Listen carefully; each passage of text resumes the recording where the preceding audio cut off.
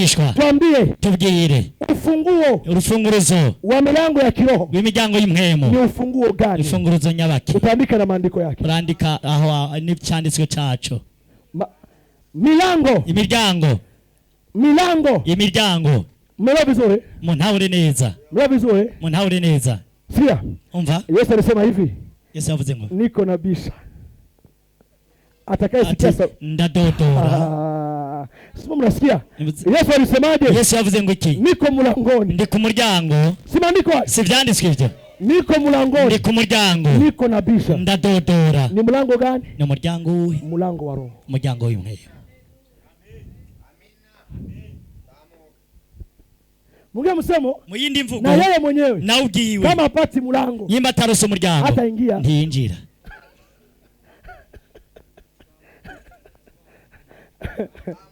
Amkikiba kama mko wapi nyie jamani? Nimba muri hehe? Ni mko wapi? Muri he? Jamani mmetoka Mwarushe.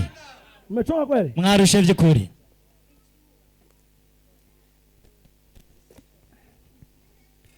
Yesu mwenyewe. Yesu bwiwe. Clemence urabyumva neza. Yesu mwenyewe. Yesu bwiwe. Alisema kwa maandiko. Yavuze mu vyanditswe. Niko mulangoni. Ati mpagaze ku muryango. Nabisha. Ndadodora. Ode sauti. Urumva? Niko mulangoni. Ati ndi ku muryango. Nabisha. Ndadodora. Afu kasemaje kama mko? Achavuga ngo iki nyimba muri hano? Asikiaye sauti yangu. Ati ni ajumva ijwi ryanje. Akugurura urugi. Nitaingia kwake. Ndinjiriwe. Nichangie nawe. Nsangire nawe. Swali kwa hapa. Ikibazo kiri hano. Huyu mlango ambao Yesu. Uyu muryango Yesu. Anakuja kuongelea. Aza kuvuga. Ya kwamba yuko mlangoni. Yuko ari ku muryango. Anabisha. Adodora. Na ukisikia sauti yake. Atuza kumva ijwi ryiwe. Anaingia mlango gani? Arinjira uravuga umuryango wa. Kuna wengine mlango. Hari undi muryango. Unaambatana. Ufatanye. Na roho zetu. Ni mwemu zacu. Hata Mungu mwenyewe. Ni Imana ubwayo. Anapita hapo. Yica ngaho. Akishusha majibu. Anakuja hapo. Icaziza ngaho. Uwo muryango nyene. Ndio Satani. Yo Satani. Anafungaga. Ayugara. Ni baraka zikija. Kugira imigishije. Mlango kama umefunga. Muryango nimba ugaye. Imigishije gukwepa. Muda wa ahadi. Umwanya w'isezerano umefika. Urageze. Ahadi nakuja. Isezerano riraje. Inaona mlango. Nabonye umuryango wugaye ricari yagukwepa.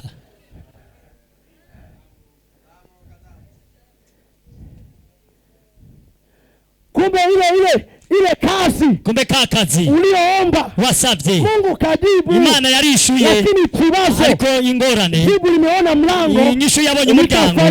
Ricari yagira gute. Ricari subira inyuma.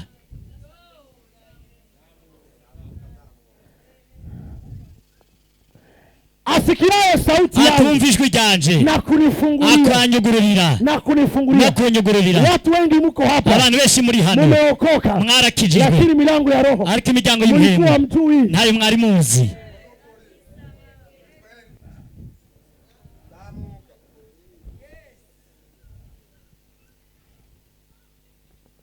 Hicho ni kitu ambacho wewe. Icho ni kintu wewe. Inapaswa ukijua kwamba. Bisabwa kumenya yuko. Una ardhi. Hariho imwe. Ya mlango wewe unao. Miryango ufise. Funguo ya kwanza. Funguruzo rwa mbere. Ambao sisi tunao. Kwebwe dufise. Kama wana wa Mungu. Nk'abana b'Imana. Inayoweza. Ushobora. Kutufungulia. Kutwugururira. Milango ya kiroho. Miryango y'imwemu. Ifunguke. Kugira yuguruke. Andika sehemu. Andika ahantu. Hakikisha. Emeza. Hakikisha. Emeza. Maombi yako. Amasengesho yawe. Yanaambatana. Afatane. Na nadhiri. N'umuhigo. N'umuhigo. N'umuhigo. Pasipo nadhiri. Ata muhigo. Ufunguo hamna. Ufunguruzo ntawe uhari. Hakikisha emeza masengesho yawe. Siku yote ukiomba. Musi wose ubusenze. Mungu aone faida yake ndani. Imana ibone mw'inyungu yavyo muri gusenga. Musi wose usenga. Ati Mana. Mana. Nipe kazi. Makazi. Ukinipa kazi. Niwa makazi. Nitanunua viti. Nzogura intebe. Ukinipa kazi. Niwa makazi. Nitanunua viti. Nzogura intebe. Nami. Nami. Nipe ndoa. Mama urugo. Ukinipa ndoa. Niwa ma urugo. Watoto wangu. Abana banje. Wataomba kwa nguvu. Bazosenga ari nkomezi. Wakikataa kusali. Base gusenga. Nzobadida. Nzobahushuke ngoni. Wakataa kuomba. Nibanka gusenga. Nzobakubita. Nitawapiga. Wewe. Ni mtoto wangu akatae kuomba nini? Umwana wanje yanke gusenga kubera iki? Amufukuza. Nca numwirukana. We. Kumazana imizimu ngamuzo. Sani imizimu munzo kweri. no mukubita mwanangu kwa msanii sina kupiga noca ndamukubita umwana kandi ntakotsa nyumbani kwangu utaomba kwa shari kwa nguvu munzi wanje uzosenga nkoni no ku giti unaomba uzogasenga mu nyumba yangu hakuna sinema munzi yanje nta vy'amasezo y'amasinema barabijua barabizi ngo dunia ekada shwi Vaidei ivya Vaidei tu bari baho barabizi nikisikia tazucu mu nyumba numvise nazucu mu nzu no baturira zucu mu nzu yanje zucu no turi inzu zucu mu nyumba yangu mimi anakuja kufanya mu nyumba yangu aje gukora iki mu nzu yanje zucunia piko mbonyi piko upendo nkone ariho za upendo nkone ari ndirimbo z'Imana asubuhi adoration mu gitondo shiramwe zo guhimbaza mwijoshe mwizo gutima nibwo buzima bwacu nibwo buzima nibwo buzima tunavaa Yesu wambaye Yesu tunakula Yesu urya Yesu tunapendeza Yesu werewe kuri Yesu tuletea vingine vya nini utuzanira ibindi bintu binyuranye vyiki navaa koti nzuri nambaye koti giza amenipa Yesu yamaye Yesu leo nasirika mlisikia wivu Clemence mwumvise ishaka amuguramba kama napendeza ntibambwiye ko yaberewe na mutavuze amaso yabonye amaso yabonye frema mama Senia Mama Serenia hapana Senia mama Senia ayibonye Papa Etani ziko sinziza wenu wambonye ntiwamubonye ko utamugiye ko aberewe sizo kuvugisha kandi sizo kuvugisha Bwana sifiwe sana Mani shimwe sana sisi tumefunzwa hivi kama kuna fundisha ni muri kurigisha twigishijwe gute watu hivi ko abana ari kuba kwega kama narutia narako muri ko muri 11 urongo wa 30 kitabu cha Samueli wa mbere sura ya kwanza kigabane cha mbere murongo wa 11 kugira ku murongo wa 12 kumbe sikia gandire umva hello muko wapi muri hehe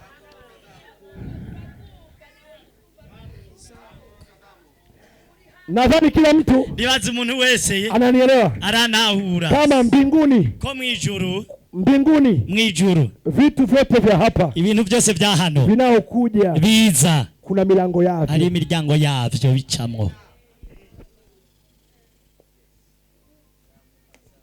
avu nakwambia ama ndakubwira vinavyofunga hii milango ivyugara ino miryango ni vitu gani ni ibintu vyahe kuna vitu hariho ibintu vinavyofunga vyugara mlango wa kwanza muryango wa mbere yes wengi mnaomba sana benshi murasenga cyane lakini Mungu akisikia upe ti Imana yemsatuye umwana naomba sana kweli arasenga gose by'ukuri sio vibaya si bibi yapige makofi ya bien kama mashi meza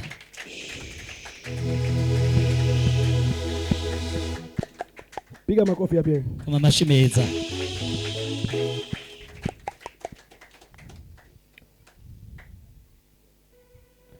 Mngeukie mzako mwambie hindukira mugenza mubwire wewe kweli ati we by'ukuri unatwaga nadhiri kwa Bwana uhora utanga umuhigo ku Mana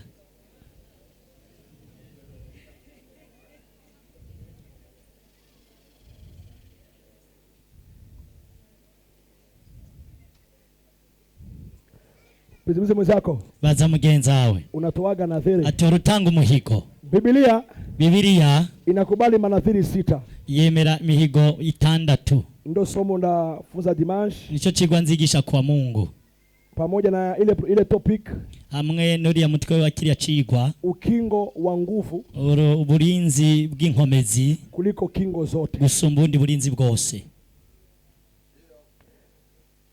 wana ambao wanaamini kama wanaosema kama damu ya Yesu inalindaga mtu afanye hivi abazi ko amaraso Yesu arinda umuntu bagira uko kama damu ya Yesu ko amaraso ya Yesu inaweza kukulinda fanya hivi ashobora kukuziga magiruko damu ya Yesu amaraso ya Yesu wanaotia mikono abadugije amaboko ni watoto na abana watoto kabisa Biblia nzima hakuna andiko hata moja. Isi yose nta cyanditswe na kimwe kirimo. Inasema damu ya Yesu natulinda. Avuga ko amaraso Yesu aturinda katuzigama. Damu ya Yesu haitulindi. Amaraso Yesu ntaturinda. Amaraso Yesu inahusika mambo ya dhambi. Ajejwe gukora ibintu by'ivyaha. Maketu wewe ndio mimi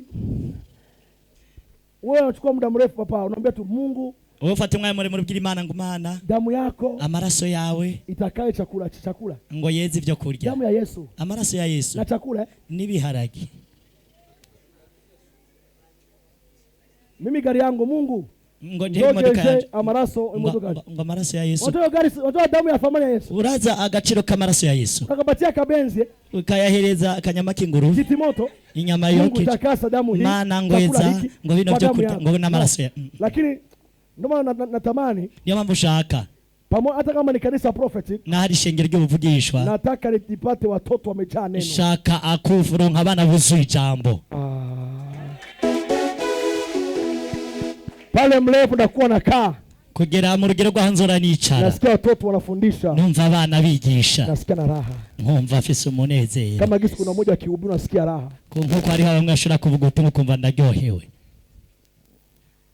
Prophesy ni nzuri. Uvugishwa ni bwiza. Lakini hari ibintu ukeneye. Lakini kuna vingine vitu tunahitaji.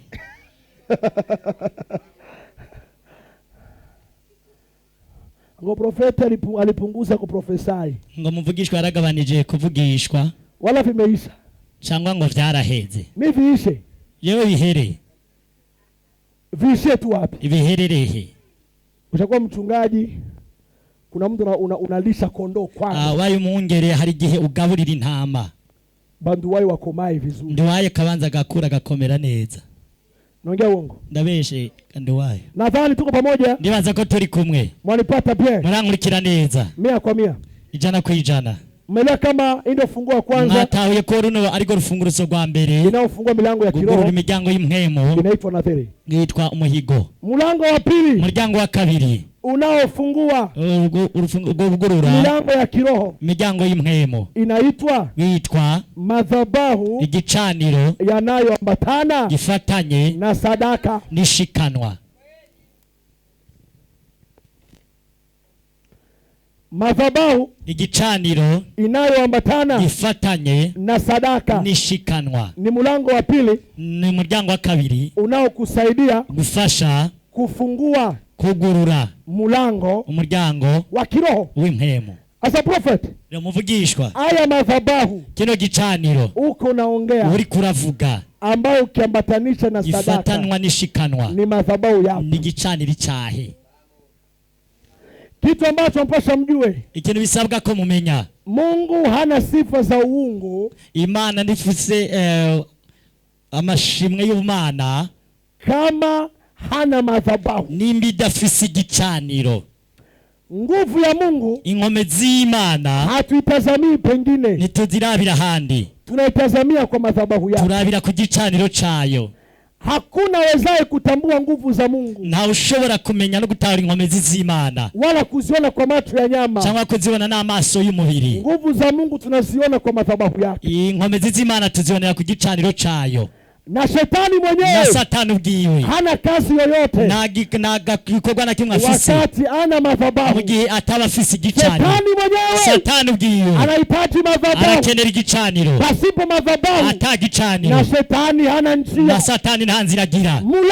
Umuryango wa kufungua, wo kugurura milango ya roho, imiryango y'imhemu. Kuna mlango wa pili, ari urufunguruzo rw'umuryango wa kabiri, igicaniro. Madhabahu, igicaniro inajenga ulimwengu wa roho, cyubaka isi y'imhemu. Afu sadaka amishikanwa inafungua mlango wa roho, umuryango w'imhemu. Bifatanye hamwe byose, inafungua vyote, byose, mlango wa kiroho, umuryango w'imhemu. Niwaambie kitu, ndabwira ikintu, mbele kwanza mbingu ufunguke, mbere yuko ijuru ryuguruka. Mbingu haianzi kufunguka, ijuru nilianza kufunguka milango, hatangura kuguruka imiryango. Maana mahali mbingu ilipo, kuko ijuru riri ni mbali sana, ni kure cyane, ni mbali sana, ni kure cyane, ni mbali, ni kure cyane, ni mbali sana, ni kure cyane. cyane, ni mbali ni kure sana, ni mbali sana. Kinachofunguka mbele kwanza mbingu, imbere y'uko ijuru ryuguruka, panafunguka anga, guguruka ikirere na milango ya kiroho, n'imiryango y'umwemu. Milango ya kiroho ikifunguka, imiryango y'umwemu yugurutse, mbingu inafunguka, ni ijuru cyaguruka, inapusha milango ya kiroho, imiryango y'umwemu igacereza ikirere, ikirere kigahereza inyenyeri, inyenyeri igahereza umubiri.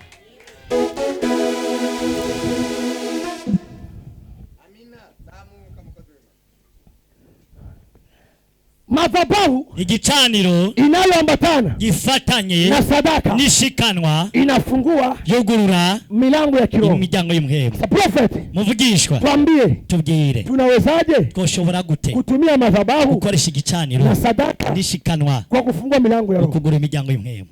Umo ndani yako, muri wewe kuna madhabahu, harimo igicaniro ipo ndani yako, kiri muri wewe. Penye Saint Esprit aho mwemu yera akikuja ndani yako, aje muri wewe, anaikaaga ndani, acha yicara, anaoga nakaa kwenye madhabahu ya ndani, acha yicara mu gicaniro. Iyo madhabahu ya ndani, ico gicaniro kiri muri wewe uragifise. Iyo madhabahu yako ya ndani, ico gicaniro cyo kiri muri, inabidi uiwashe, bisabwa kucatsa. Washa moto wako, atsa umuriro wawe ili usizime, kugira ntuzime kila wakati, usizime buri gihe, ntuzime. Lazima uwe na sadaka ndio ufisi ishikanwa ambao unaitoa, utanga hiyo sadaka, hiyo shikanwa. Hata ukija dimanche nawe uweza kuwa Mungu, toka nyumbani kwako, uva muhiri wawe, umewasha madhabahu, wakije igicaniro cyawe, na washa madhabahu, wakije igicaniro cyawe, milango ya kiroho, imiryango y'umwemu ifunguke, yuguruke, kwa ile deni, kubwari rya deni, kwa ile kazi, kubwa karya kazi, madhabahu ikishawaka, igicaniro kimaze kwaka, na sadaka ikishakuja rije kwenye hema, lazima milango ya roho, imiryango y'umwemu ifunguke, yuguruke, upate neema. Elia alivijua, Elia yarabimenye, pamoja na manabii wa Baali, hamwe n'abavugishwa b'abayari. Hatuwezi kufungua milango ya kiroho, dushobora kugura imiryango ili y'umwemu, moto ushuke, kugira ngo umuriro wuruke, bila kujenga madhabahu, atakubaka igicaniro, bila kuweka sadaka, atagushira kwishikanwa, akawashinda akili, atabanderewa urusha ubwenge. Elia akuambia masaa yoyote, yababwiye amasaha ariyo yose, akawaambia masaa ya Mungu, yababwiye amasaha y'Imana, maana kuna masaa ya watu, kuko hari amasaha y'abantu, na kuna masaa ya Mungu, kandi hari n'amasaha y'Imana. Elia akasema kwamba, Elia acavuga ngo tusubiri, turindire mida ya jioni, myanya kumugoroba, na Biblia kirudi, kandi kubiri ayikurundi ndayikunda, ukagoroba kandi kera, hageze igihe cyane kera, igihe cyane kera, ilikuwa mwisho wa sabato, n'isezerano rya kera, ya kwamba kasubiri, acararindira igihe cyane kera, izuba rigira rirenge, kugira ngo nubake igicaniro, kubera ko kumugoroba ni isaha y'Imana.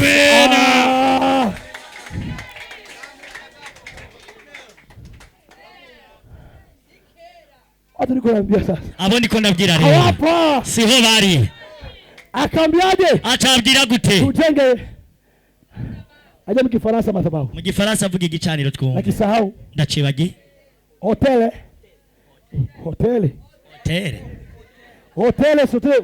Sio kweli, sibitiki. Yesu kuri byo sindademe. Hoteli. Hapana sivyo. Ibyo sivyo. Kama Igiswahili hoteli. Reka mvuge Igiswahili byo sivyo da. Hoteli ni igicaniro. Sheri. Gute. Si hoteli. Oya si hoteli. Katubireke. Reka tubiyihorere. Hoteli sio. Alta. Akajua. Ataramenya. Tujenge alta hapa. Tujenge igicaniro hano. Majira jioni. Kumubijanye na kumugoroba. Wakajenga madhabahu. Baca bubaka igicaniro. Arubaka igicaniro. Agano la kale. Isezerano rya kera. Mungu alikuwa na masaa matatu. Imana yari ifise amasaha atatu. Agano la kale. Isezerano rya kera. Alikuwa na masaa matatu. Yari ifise amasaha atatu. Alikuwa na saa sita. Yari ifise saa sita. Agano la kale. Isezerano rya kera. Hivi agano jipya. Ubu isezerano shasha. Ni masaa yote. Na masaha yose. Alikuwa yari ifise amasaha atatu. Alikuwa na saa sita. Alikuwa na saa tisa. Yari ifise saa 9 na saa 12. Ni saa 12. Niyo mpamvu uravye Yesu. Wakati alikuwa msalabani. Yari ku musaraba. Kuna wamoja. Hariho bamwe. Walisema saa sita. Bavuze saa sita. Wengine wakasema saa 9. Abandi bavuga saa 9. Kwa sababu gani wao? Kwera ko walioandika banditse wameona masaa ya Mungu. Babonye amasaha y'Imana. Bica birabazazanira gutahura. Birabarengera mu bwenge. Kuko byarabarengeye. Wale kwa mama mdogo. Bari kwa mama muto. Hawavielewi. Ntibabitahura. Yesu papa. Wakatengeneza madhabahu. Baca bubaka igicaniro. Elia inamaanisha kwamba Elia bisigura ngo namuomba Mungu naye senga Imana igira gute Imana yumva. Kwa maana Elijah yo sigura ya Elia ati yo senga ni Imana yumva. Niryo zina rya Elia acarakora igicaniro aho nyene Wale wa jamaa wale bari abantu bari kumwe wanamwita Mungu wao, bahamagaye Imana yabo, kaenda likizo, yagiye mwikonji sinzi. Bayali siku hiyo ndibaza ko Bayali uwo munsi alikuwa ameenda leba kuzaa. Bwana sifuwe sana. Nadhani ndimvira alikuwa ameingia leba.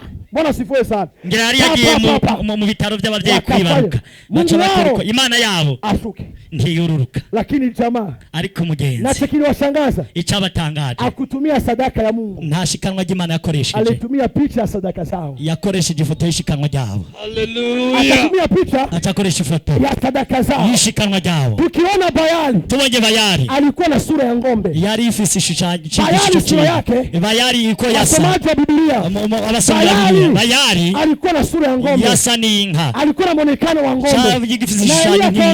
Naye yacagira gute? Tusitoe kondoo, nidutanga intama, tusitoe mbuzi, nidutanga impene, nasi tumutoe ng'ombe, natwe tutanga inka, tutoe ng'ombe, tutanga inka.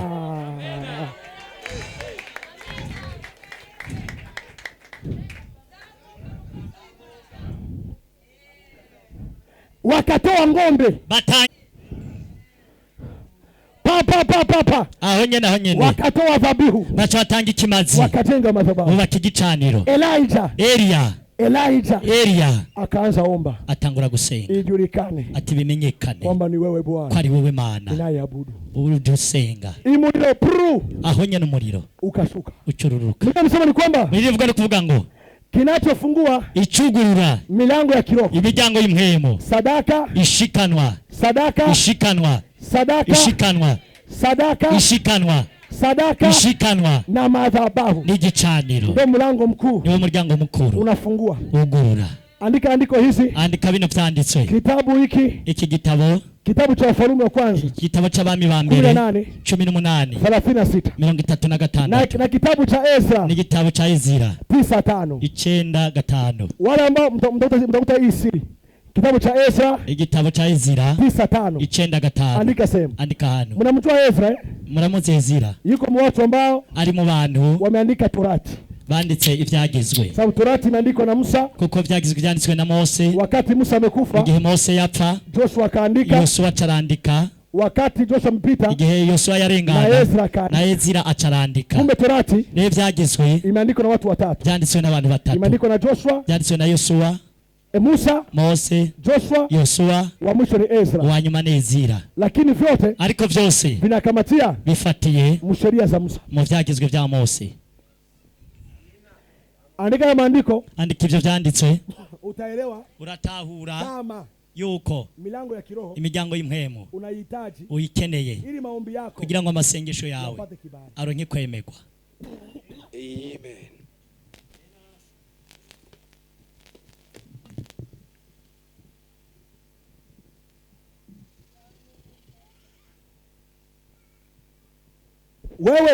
Wewe kwa nini Wakristo, kweriki Abakristo mapepo watushinde, abadayimoni batuneshe, ma strategy baturusha uburyo cyangwa ubuhinga?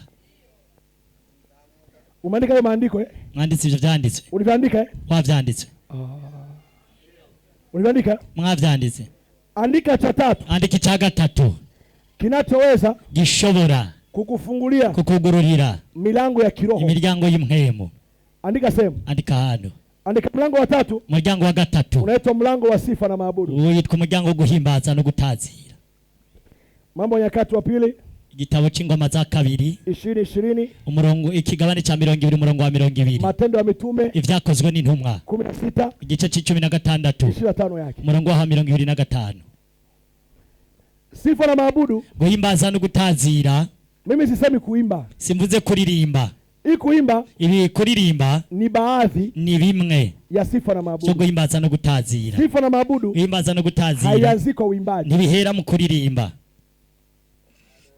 Kuimba tu, kuririmba gusa ni umoja, ni bimwe wa vitu vinavyoonekana kwa nje, mu bintu bigaragara inyuma. Lakini sifa na maabudu, guhimbaza no gutazira, maana ambako vinaanzia, hari ahantu bihera. Maana kuna mtu, kuko hari umuntu anaweza kaimba, ashobora kuririmba na kuabudu kandi atahimbaje. Kuna mtu ambaye ari umuntu anaweza akacheza, ashobora gutamba na hakusifu, atashimye, atashimagije. Hii sifa nataka niongee. Ibyo gushimagiza Imana ngira mvuge. Ni tofauti na adoration ya nyimbo. Bitandukanye no guhimbaza mu ndirimbo. Ni tofauti na adoration. Bitandukanye no guhimbaza mu ndirimbo uvuga. Ni tofauti na adoration. Biratandukanye no guhimbaza mu buryo bwo kuririmba papa. Ngombe kitu. Ndakubwira ikintu. Hauwezi ukafungua. Nushobora kugurura milango ya kiroho. Imiryango y'imhemo. Bila praise and worship. Ataguhimbaza no gutazira. Jamais. Nibibaho. Na mbingu kwenyewe. No mwijuru bwaho. Wanaishi hivyo. Babayeho gutyo. Lakini ariko hii sifa na maabudu yego himbaza no gutazira. Nataka niwaambie, ngira mbabwire. Nataka nifunze kwa haraka. Ngira ndavyigishe nihuse. Nitoe ujumbe kwa watu. Je ntanga ubutumwa ku bantu. Tumalizie ibada. Turangiza amakoraniro. Sifa na maabudu himbaza no gutazira. Nataka niongee ni hii hapa. Ngira mvuge ni hano. Maana watu wengi kuko abantu benshi wanajua sifa na maabudu bazi guhimbaza no gutazira kwa sauti nyororo mu majwi agoroye bazi ko yahibongoza. Wajua kuna wakati ambako bazi ko ari gihe protokoli masababu bakie wazi kicaniro kigume kigaragara mrongozi muro tuwa wewe bategure barongo abaprotokoli bawe sivyo uongo kweli bategure sivyo muro sake mazi sipaka mvugile juru sivyo nikaongea hivi ariko vuga uku pamoja na kuimba hamwe no kuririmba awaiti waabudu nabwo bitwa abahimbaza. Piko tofauti kwa mtu mwingine hari undi muntu mbinguni mwijuru wanamjua kama muimbaji bamuzi nk'umuririmbyi awamjui kama muabudu batamuzi nk'utazira. Asa kuimba kuririmba hiyo ni baadhi, ivyo ni bimwe, ni baadhi, ni bimwe maana kuko nabubu ni kiragi anaabudu na ajui kuongea, iratahimbaza kandi kitazi kuvuga. Anaabudu waje ahimbaza gute na sauti ya kuimba adafise ijwi ryo gusohora. Kama kuimba tu yimba kuririmba gusa ndo kuabudu, ariko guhimbaza kama Pabili Gate aabudu ngapa Pabili Gate ntahimbaza watu imba. Bwana sifiwe sana. Kwa Mungu sio hivyo.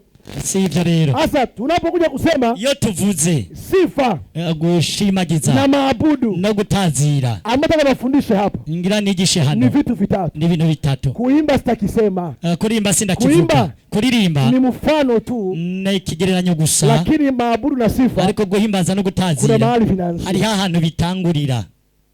Yes. Kuna mahali vinaanzia. Hari hahantu bitangurira. Tofauti bitandukanye na kutoa maneno no gusohora amajambo. Sikweli? Sokuri. Nadhani maandiko yameandika vizuri. Yibaza ivyo vyanditswe mwavyanditse neza. Mlango wa sifa na maabudu. Umuryango guhimbaza no gutazira. Unafungua. Ugurura. Milango ya kiroho. Imiryango y'imwemo. Inafunguka. Ikuguruka. Maabudu haya. Aya matazirano n'amashimwe. Ambao niko naongea. Ndiko ndavuga. Ni kilindi cha moyo. Tukisema sifa na maabudu. Tuvuze guhimbaza no gutazira. Ni moyo. No mutima. Wangu. Wanje. Ninautoa kwake. Ndawutanga kuri we. Pale mafundishe. Ngira ndabigisha. Huyu moyo wako huyu. Uyo mutima wawe. King Oji. Wasabe zuri. Unavyumva neza. Huyu moyo wako huyu. Uyo mutima wawe. Anashangaa profeta sema chanangu la msite. Aratangatiye muvugishwa avuze izina ryanje ryo muri karate. Sio unabii. So uvugishwa. Na wenye kuri start. Bwana si start yao. Bwana sifiwe sana. Haleluya. Amen. Sasa niko naongeaje? Niko ndavuga gute? Moyo wangu umutima wanje na uchukua ndaufata na mukabidhia yeye. Ngaca mpawe. Mungu anauona. Imana irawubona. Ni kama Daudi. Ni nka Daudi. Kila siku imisi yose alikuwa anatembea. Yahora agenda lakini moyo ariko umutima kampa Bwana. Mpaka Bwana akasemaje? Kugeza Imana ivuga gute? Sijawahi ona. Sindigera mbona mtu mwenye moyo.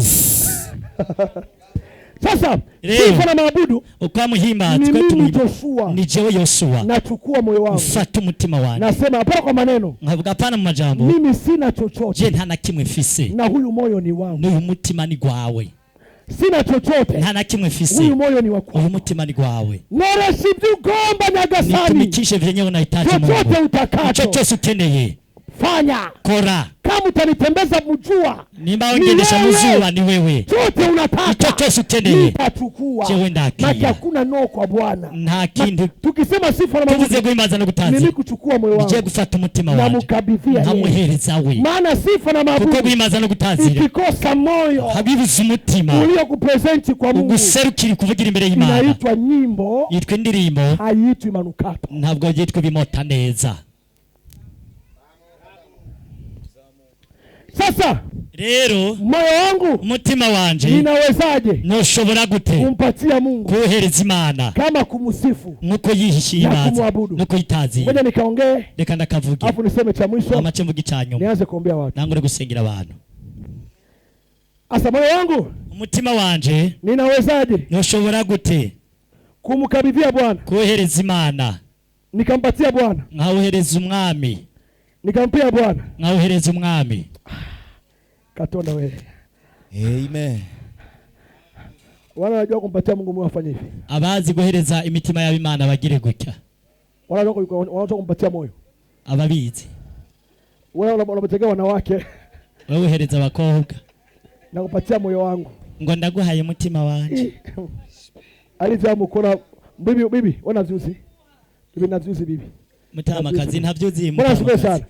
Ngo Mungu ngo Mana. Unaambia baby wako. Ukabwira umufiance wawe. Baby. Ngo be.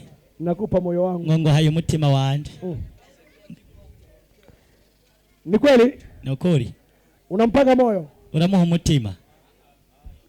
Nakupa moyo baby. Ngo ndaguhaye umutima baby. Utawale. Ngo uganze.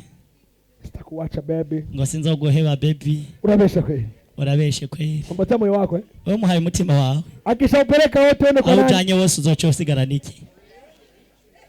Wanawake waambie kitu. Bakobwa ndabwira ikintu. Mwanze komesha wanaume.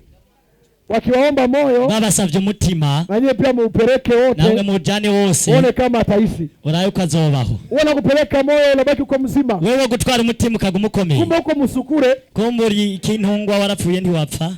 Ushapatia moyo wanawake wangapi? Wahaye umutima w'abakobwa bangahe? Zamuka. Sasa tunapokuja kuongea, iyo tuvuze tunampatia Mungu mioyo yetu. Waduhaye Imana imitima yacu. Mungu tunampatia mioyo vitu viwili. Imana tuyiha umutima mu bintu bibiri. Hiyo ndo true worshiper. Bijya byo guhimbaza. Papa Benbela. True worship. Guhimbaza nyakuri. Sio nyimbo. Si ndirimbo. Ni moyo uliotukuka. N'umutima ushize hejuru Imana. Ushimagiza. Moyo uliotukuka. Umutima ushimagiza. True worship. Niko guhimbaza. Sio kuimba. Kukuri, so kuririmba. Kuimba tu ni picha. Kuririmba ni foto. Asa moyo wangu, umutima wanje, nawezaje nshobora gute kumpatia Mungu kuhereza Imana wakati niko naomba, mu gihe ndiko ndasenga, wakati wowote, gihe cyaricyo cyose, ukitamani moyo wako, ukeneye ku mutima wawe uende mbele za Mungu, uje imbere y'Imana, toa nguvu zako, kuraho inkomezi zawe, kuwa mzaifu, ba umunyantege nke.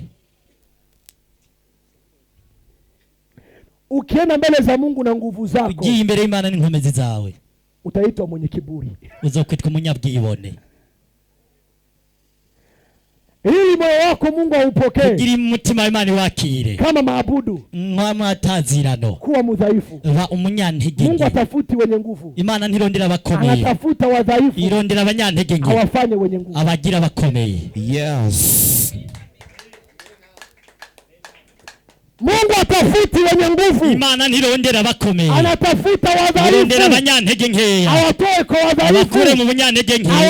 Ndio maana niyo mpamvu Paulo akabisema vizuri, Paulo yabivuze neza, amechukua vidhaifu vya dunia hii, yafashe ibinyantege nke vy'inosi, ili wenye nguvu kugira ngo abanyenkomezi wasije wakatikamba, ntibajye kwishimagiza. Yabivuze rero, ntushobora gute? Ukichunguza Paulo, ugenzuye Paulo, siku zote, iminsi yose yaguma yita igifu, kila sehemu, buri hano hose, mimi wa mwisho muwote, ati je ndi wa nyuma muri bose. Yes. Mimi ni mudhaifu, ati je ndi munyantege nke, mimi ni mudhaifu, je ndi munyantege nke. Ukitamani Bwana, ukeneye ku Imana achukue maabudu yako, ufata yakira kwa matazirano yawe, hata kama uko mtakatifu, naho buri wera, mwambie mimi ni mwenye dhambi, ati je ndi munyavyaha. Yes. Ile nguvu yako ziriya nkomezi zawe isiye pembeni, zishire ku ruhande. Mwambie Mungu, gira Imana, mimi ni wa kawaida, jewe ndi usanzwe, hata kusema no kuvuga sijui kusema, sinzi no kuvuga, hata kuomba no gusenga sijui kuomba, sinzi no gusenga. Mimi ni wa kawaida, je ndi usanzwe, akira amashira matazira, yumvise ayo majambo, Imana yatahuye mimi ni mkubwa, akari yari nkuru gusumba wewe. Amen. Male kole